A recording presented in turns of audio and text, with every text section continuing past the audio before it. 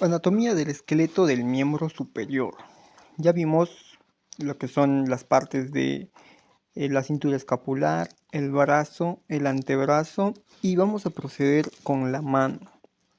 La mano está compuesta por los huesos del carpo, los metacarpianos y las falanges.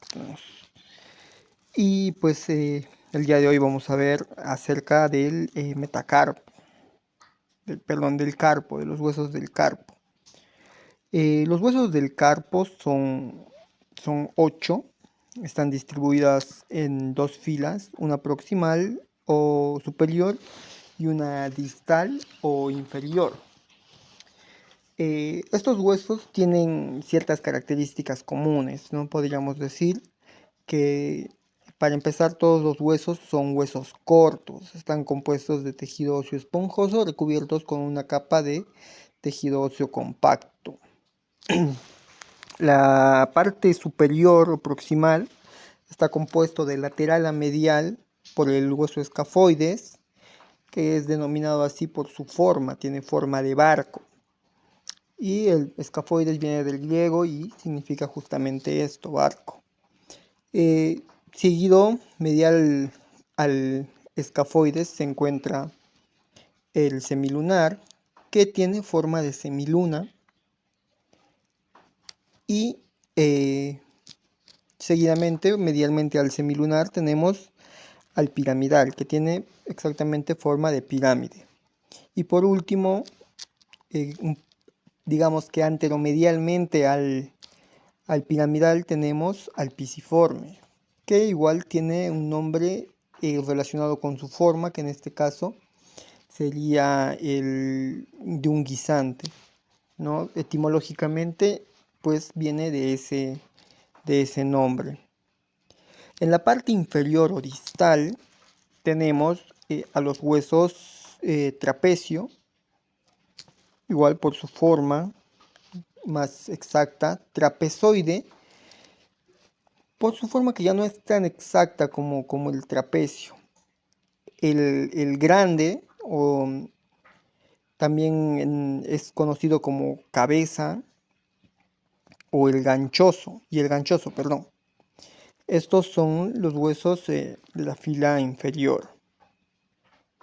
Podemos denotar que existen ciertos apófisis acá. Tenemos algunas apófisis, tanto o tubérculos acá en el escafoides, en el trapecio y uno que es más reconocible en el hueso ganchoso. Estas apófisis son muy importantes, puesto a que generan junto con el hueso del pisiforme, generan un canal o conducto carpiano que se encuentra en la parte anterior de los huesos del carpo. Vamos a ver un poco más adelante más detalles sobre esto. Pero si lo vemos en esta dirección, podemos ver cómo se forma esta forma cóncava anteriormente en los huesos del carpo. Otras características que podríamos ver que tienen en común todos los huesos, si vamos, es que en su parte anterior todos son rugosos. Podemos ver que su parte anterior, toda esta parte, son huesos rugosos, o sea que tienen sitio para inserciones ya sean musculares o de ligamentos. Y lo mismo en la parte posterior. En la parte posterior igual encontramos al escafoides, al semilunar, al piramidal, al pisiforme, trapecio, trapezoide, grande, ganchoso. Y podemos observar que todos en su cara posterior también son rugosos. En la parte lateral y en la parte medial sí ya se presentan también la cara rugosa. Pero podemos ver que en esta parte que es conocida como el cóndilo carpiano, ya son superficies articulares. En este caso se articulan con el radio, lo que serían el hueso escafoides en su parte proximal y el semilunar. Medialmente no se articulan con el cúbito. Tenemos un disco articular de cartílago que rellena este espacio de acá. Por lo tanto, no hay una articulación directa de los huesos del carpo con los huesos del cúbito. Por eso, cuando hacemos el movimiento de pronación o supinación, estos huesos acompañan al radio. Y podemos ver que, al igual que en la parte superior o proximal, en la parte distal o proximal de la segunda fila o de la fila inferior de los huesos del carpo, también tienen una superficie articular diferente en cada hueso, ¿no? Tenemos al escafoides, que se articula, como podemos ver, con el trapecio, con el trapezoide, con el grande en la parte distal, y en su parte medial se articula con el semilunar.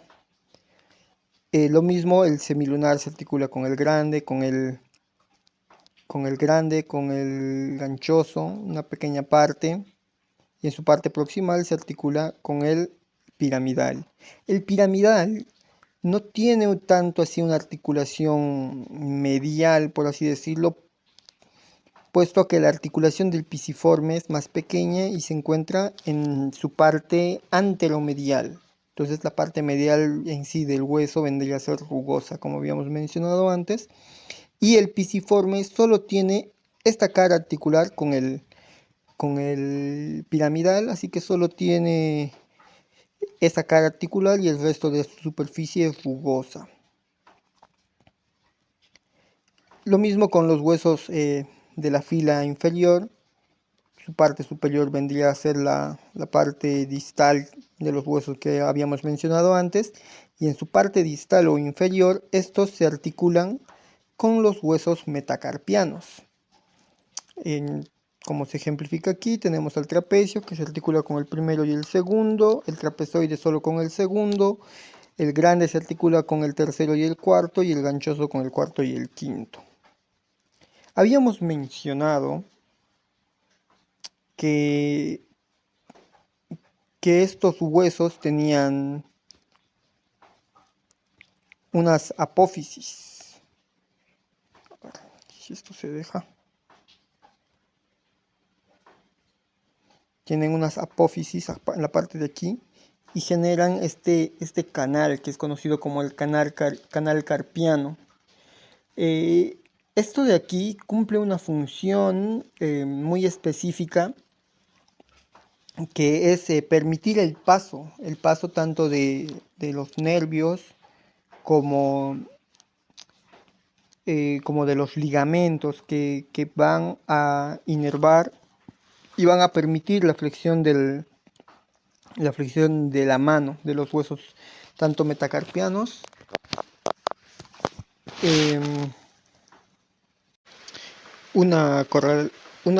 Hay tres correlaciones clínicas principales que podemos hacer con los huesos del carpo.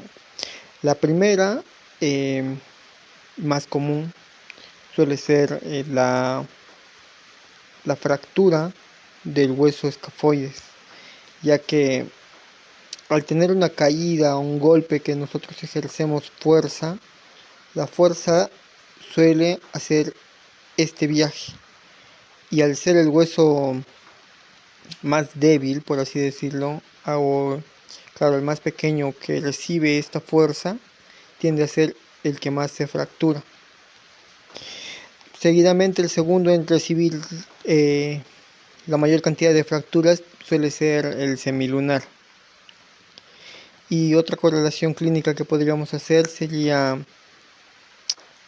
pues el túnel carpiano, ¿no? La lesión del túnel carpiano, que se suele dar mucho en esta zona cuando la gente escribe o cuando hay un trabajo manual muy repetitivo y suele apretarse, suele cerrarse, y suele apretar tanto los nervios como los tendones.